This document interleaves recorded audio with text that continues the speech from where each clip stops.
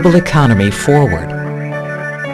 The complexity and close connectivity of today's global marketplace is a true modern miracle that can create unparalleled success. But it takes confidence, passion, innovation, and understanding. Enabling opportunity. Protecting capital. Engineering innovation. Investing in your future.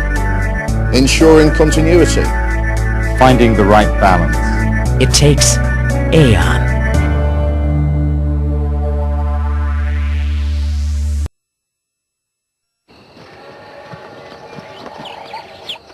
Global warming. Some say irreversible consequences are 30 years away. 30 years? That won't affect me.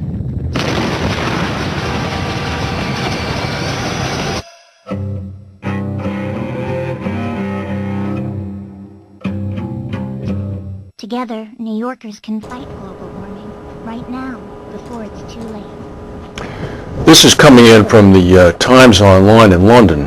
Nobody else is reporting it, but I'll go ahead and run it indicating the source.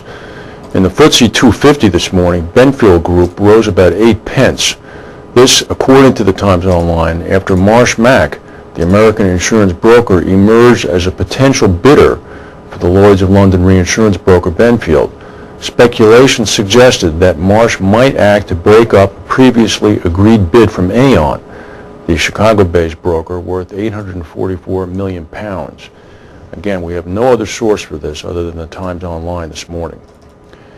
In Dubai, an official with the government says a fire has broken out in a luxury hotel due to open soon on the man-made Palm Island off the Dubai coast. The official says firefighters have been battling a blaze in the lobby of the five-star Atlantis Hotel on the artificial island. The cause is not yet known.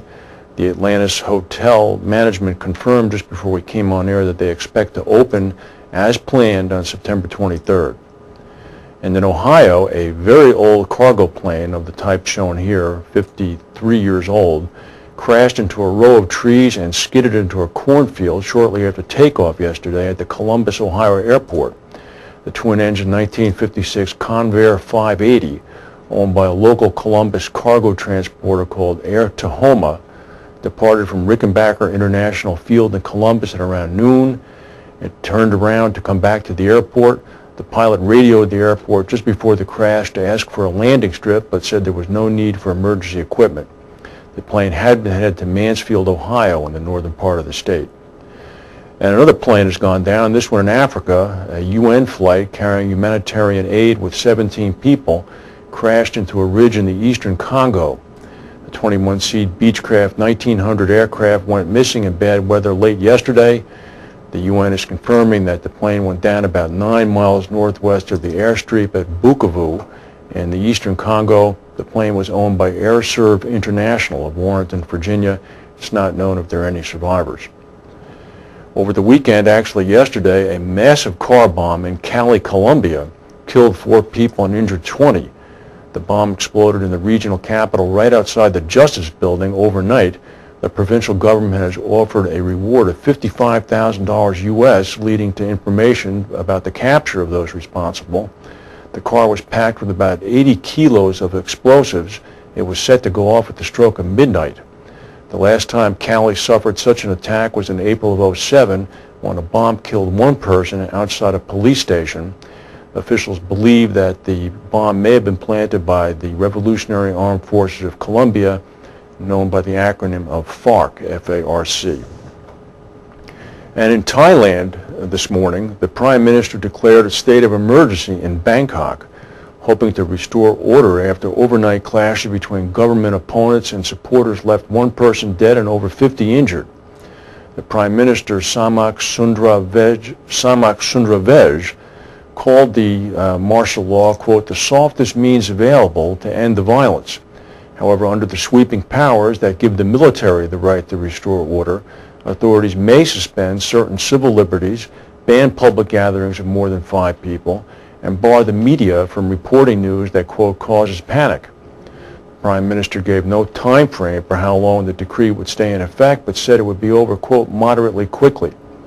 He dismissed any speculation that the military was positioning itself to seize power less than 2 years after the 2006 coup.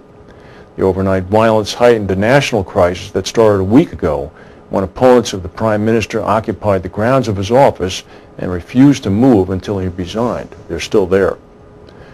And in Japan over the weekend, some news was made. The Prime Minister Fukuda, resigned. However, a former foreign minister and ruling party stalwart has quickly emerged this morning as the front runner to replace him. Fukuda had been in office less than 1 year. He said yesterday he was stepping down because he was unable to break a deadlock with the emboldened Democratic Party of Japan over virtually all of his major policy objectives. The opposition immediately derided Fukuda for quitting and called for elections to test the ruling party's seemingly crumbling mandate with voters. The ruling Liberal Democratic Party Secretary General, 67-year-old Taro Aso, said he believed that he was capable of succeeding the Prime Minister and intends to run. Liberal Democrats vote for a new party president on September 22nd. And meanwhile, yesterday, also in Japan, nearly 600,000 people across the country took part in the country's annual earthquake drill.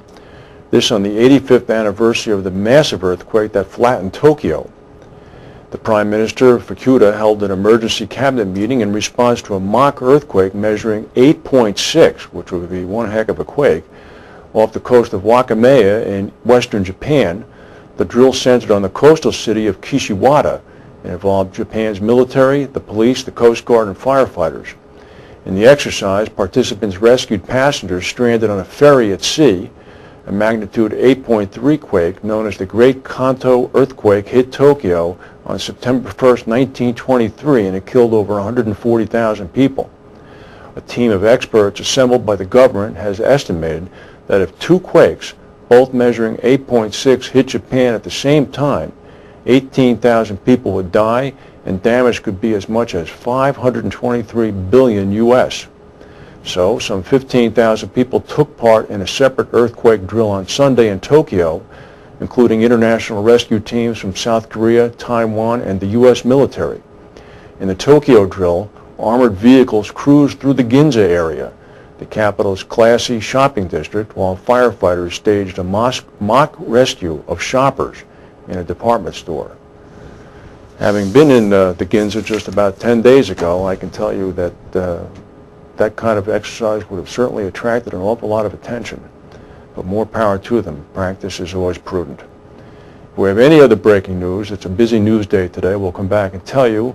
In the meantime, welcome back to work if you're in the U.S. It seems that we're all back to business here. Thanks for watching.